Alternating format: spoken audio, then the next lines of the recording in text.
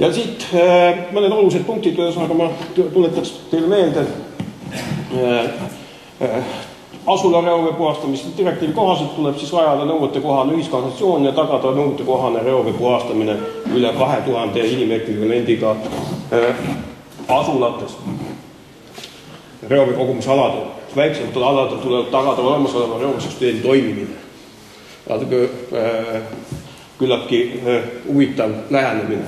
Tuleb tagada toimimine. Ja kui me pärast vaatame Eesti seadusandluse veeseadust, siis tuleb välja, et siin on ta täpselt samuti sisse toodud.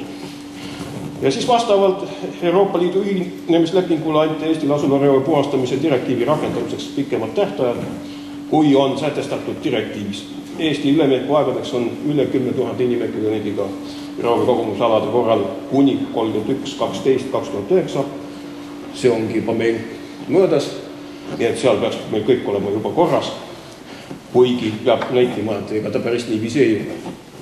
Ja siin me neid tabeleid vaatame ka, kus te siis näete, mis tegelikkuses toimub.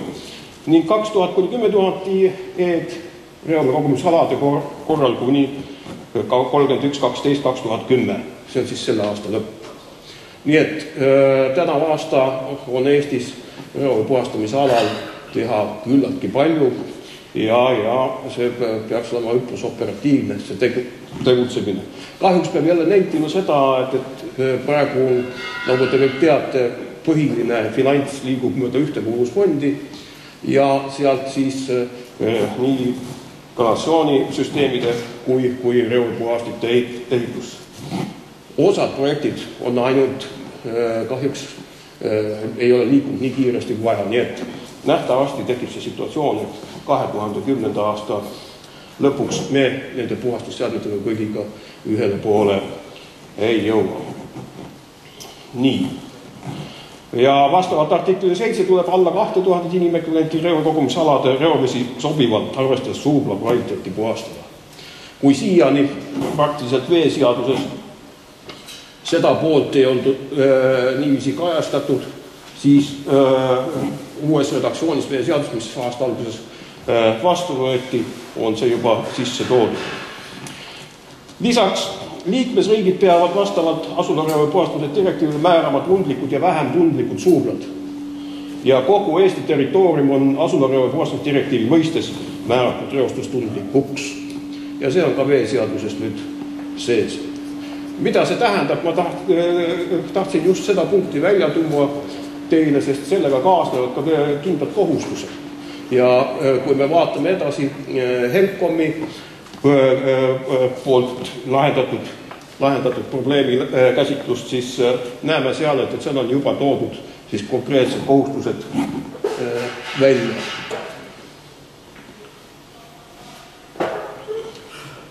Nii. Aga eelnevalt veel ühiskanalisatsiooni teenuste kasutajateks on elanikkond ning ettevõtted. Võrreldes eelmise aastatega on Eestis elanikkonna keskmine ühiskanalisatsiooni teenusega hõlmatus 2008 aastaks tõusnud 3% võrra ehk 75%. Ja siin on nüüd siis ära toodud ka tabelis need näitajad. Te saate siit vaadata neid piirkondast, mis teil siis huvitavad. Näiteks Ida-Virumaa on kanaliseeritud elanike arv korrutada 10 aastast 3, siis 176 000, Harjumaa 444 000 ja niiviisi siis edasi. Nii et nagu siit ka nähtub, on kanaliseerituse protsent kõige suurem Ida-Virumaa. Ja seda tuleb igati positiivseks lugeda, sest on tegemist problemaatilise piirkonnaga ja et seal on jõutud nii kaugele reovee puhastamise küsimustega on väga positiivne.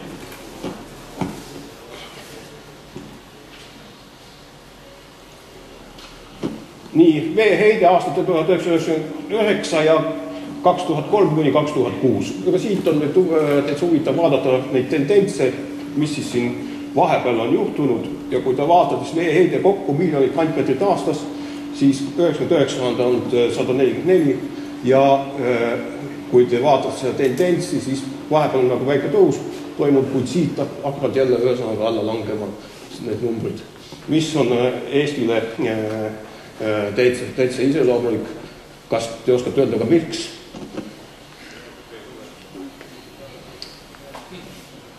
Kuidas?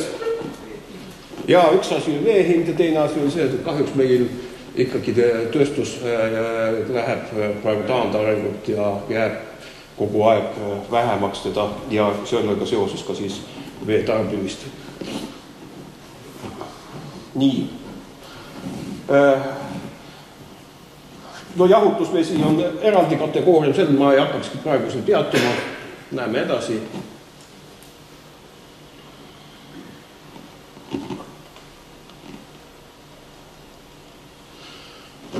Nõuetele vastavad reovee kogumissüsteemid aastal 2006. Väga huvitav tabel minu arust. Ja kui te vaatate siin, siis ega neid siin nii väga palju ei olegi. Kui võtta nüüd 2000 kuni 10 000 inimekvivalenti, siis siin on Tammsalu, Otepää, Jõgeva, Kadrina, Rannu, Väike-Maarja, Jüri, Türi ja Jüri ja siis ranniku alal Kunda, Paldiski, Aseri ja Loksa reovee kogumisalad. Kõige suuremalt on siin praegu välja toodud Tallinn ja Kohtla-Järve, nagu siit on tabelist näha. Ja siis on ka veel eraldi on siin Rakvere, aga Rakvere, kui te näete, on inimekvivalentidest toodud, seal Rakveres on selline situatsioon, et on suur lihatööstus, nagu te kõik teate, mis annab siis seda reostuskoormust tublisti juurde. Aga teised on siis siin näha. Ma vaatan, siin veel ei ole, on isegi Türi on siin sees. Aga Türi sai alles siin möödunud aasta sees valmis. Nii. Siis riikliku aasta aruande veekasutuse järgi puhastati Eestis 2006. aastal 109 miljonit kantmeetrit, millest on mehaaniliselt puhastatud 6 miljonit kantmeetrit aastas, see on siis suures osas kaevandusvesi. Bioloogiliselt puhastati kokku 25 miljonit kantmeetrit aastas, keskmiselt 68 000 kantmeetrit ööpäevas. Nii et ka need numbrid võib-olla on hea jätta omale meelde. Ja puhastamist vajavast veest on puhastamata 1 miljon kantmeetrit aastas.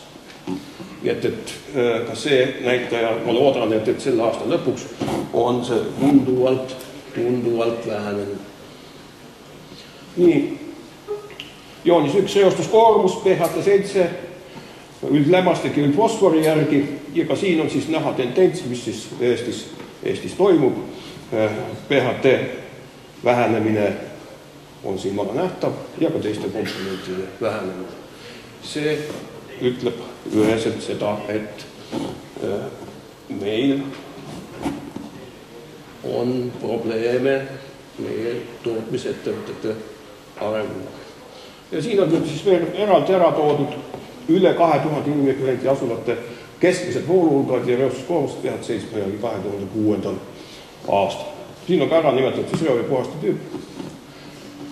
Ja nagu te näete, siis need on siis, võib ka öelda, siis Eesti mastaabis suured reovee puhastusjaamad ja praktiliselt kõik nad on aerotankid. Mõned MRP 1000 ja PRP 1000 on veel jäänud järgi. Aga puhastusseadmete park, kus selline baseerub, jah, siis suurte puhastusseadmete osas aerotankide aktiivmõõda puhastus. Ja nagu te teate, neid suuri puhasteid on Eestis kokku 64. Veel üks tabel, nõuetele vastavad reovee puhastused aastal 2006. Ma ei hakka siit vast seda ümber lugema, te näete ise. Siin sisemaal ranniku alal eraldi välja toodud ja sisemaal hakkab see Tammsalu Elvaga pihta, Kilingi, Nõmme, Vändra, Kadrina ja nii edasi.